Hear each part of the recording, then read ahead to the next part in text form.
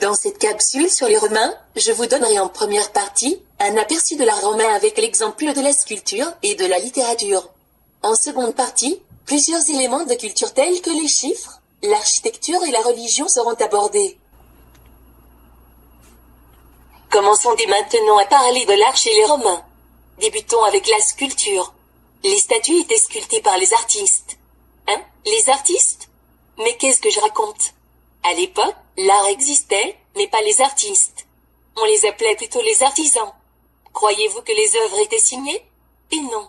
La plupart des sculpteurs romains sont inconnus, car les artisans étaient très peu considérés. Être artisan, c'était un métier d'ouvrier sans prestige. Pourquoi les Romains n'ont pas de bras, madame? Excellente question. Les Romains avaient bel et bien des bras. Beaucoup de statues romaines ont été sculptées dans le marbre.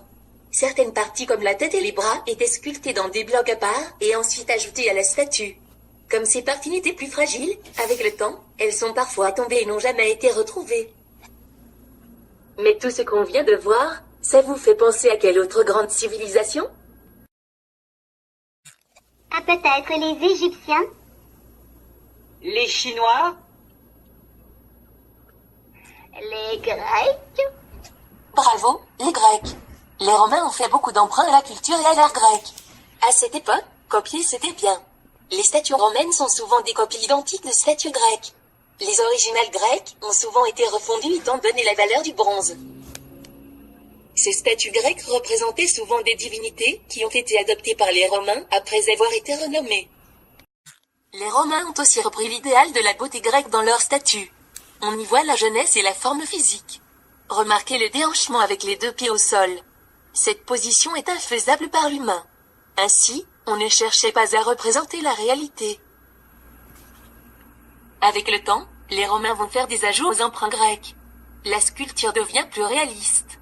Les bustes d'empereurs représentés chauves et vieux ne sont pas rares. Voici l'exemple de Jules César. Les empereurs utilisaient aussi la sculpture afin de vanter leur victoire. Voici une statue célèbre de l'empereur Auguste. Saviez-vous qu'à l'origine les statues étaient peintes de couleurs vives? La colonne Trajane est un autre exemple de sculpture qui vante les victoires militaires de l'empereur Trajan. De haut en bas, des images représentent toutes les scènes d'une guerre. Laissons la sculpture de côté pour passer à une autre forme d'art, la littérature. C'est en latin, langue qu'on dit aujourd'hui morte, que s'écrit la littérature romaine. Le latin a donné au français son alphabet et aussi plusieurs mots de vocabulaire. Par exemple, vos tablettes électroniques viennent du mot tabula.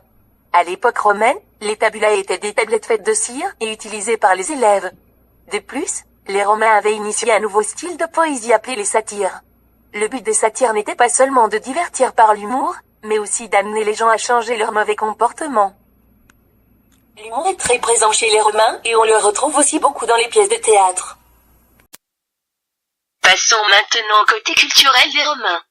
Pour ce qui est de la culture romaine, Rome imposa sa culture, surtout le bassin méditerranéen. Au niveau linguistique, les langues parlées sont le latin et le grec, deux langues qui sont d'ailleurs à la base de nombreuses langues de nos jours. Les langues romanes comptent des langues parmi les plus importantes du monde, comme l'espagnol, le portugais et le français. En plus d'être à la base de nombreuses langues, Rome influença aussi beaucoup en mathématiques. En effet, leur système d'écriture des nombres est encore utilisé de nos jours, bien qu'elle permette très peu le calcul. Leur numération était additive, avec des symboles permettant d'écrire des nombres inférieurs à 5000. Au-delà de cela, tous les nombres surmontés d'un trait représentaient les milliers. Cette notation limitée leur rendait les calculs difficiles et, ces derniers ne savaient d'ailleurs pas multiplier. Voici leur méthode de calcul. Les calculs romains se faisaient sur une planche à compter, appelée abac. Les calculateurs déposaient des jetons dans des creux correspondant aux unités, aux dizaines, aux centaines. Voici une liste des lettres symbolisant nos chiffres.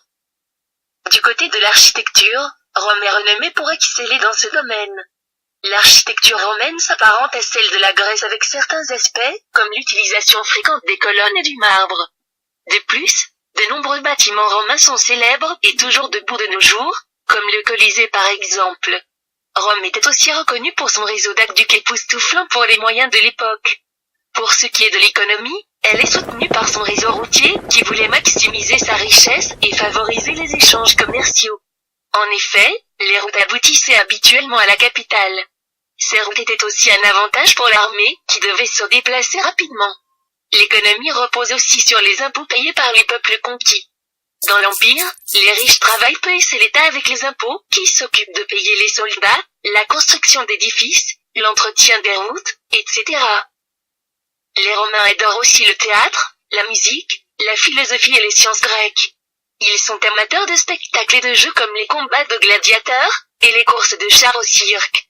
Les Romains accordent aussi une grande importance à la religion, ils sont polythéistes, c'est-à-dire qu'ils croient en plusieurs dieux. De plus, leur religion est syncrétique, elle adapte les dieux des autres religions.